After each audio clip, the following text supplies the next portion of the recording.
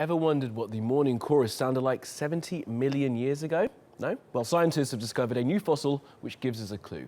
Argentine scientists were able to reconstruct the voice box of the long-extinct Veguizai from fragments found in Antarctica. The bird may have honked, quacked or whistled like a duck or a goose. Well, for more, let's speak to Steve Brusatte. He's a paleontologist at Edinburgh University. Thanks for joining us, Steve. Just first of all, I think I got the name of the bird wrong. Can you tell us exactly what it's called?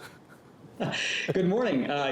So this is a new fossil. I wish I could say I found it. It's an incredible discovery that some of my friends in Argentina and the US made, and it's called Veguizai. It's one of the oldest relatives of ducks and geese. And just give us a sense of how significant this actually is.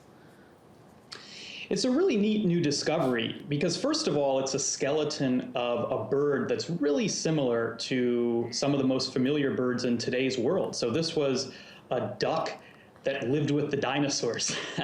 So that's neat on its own. But secondly, and really more fantastically, it preserves the vocal organ of this ancient bird, and that's something we've never seen before. And Steve, without sort of going too deep into the science of it, just kind of try and explain to us exactly how you're able to reconstruct the voice box and therefore sort of extrapolate what it might sound like. So what my colleagues did when they found this fossil is that they noticed that there were some really interesting looking little circular structures in the chest cavity.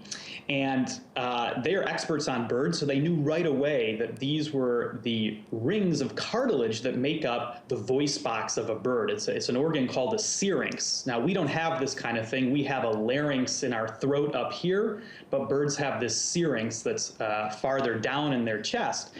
And so this looks really similar to the syrinx of birds that are alive today. And they put the fossil in a CAT scanner that allowed them to visualize exactly what this vocal box looked like and allowed them to make a digital model of it. And then just finally then, Steve, I can't have you on without making you do the sound. What do you think it actually sounded like, and would you mind replicating it for us? Oh my goodness, well that's above my pay grade, I think. And I'm a very bad voice actor, let me tell you. But it looks like this voice box in this bird is so similar to those in a lot of modern birds. So this was a bird that lived 70 million years ago or so that would have sounded like so many birds today. So during the time of dinosaurs, the air would have been filled with the songs and the screeches and the honks of birds like those that we're familiar with. And I think that's really, really amazing. It certainly is, and you dodged that well. Steve Brusatte from Edinburgh University, thank you so much for joining us.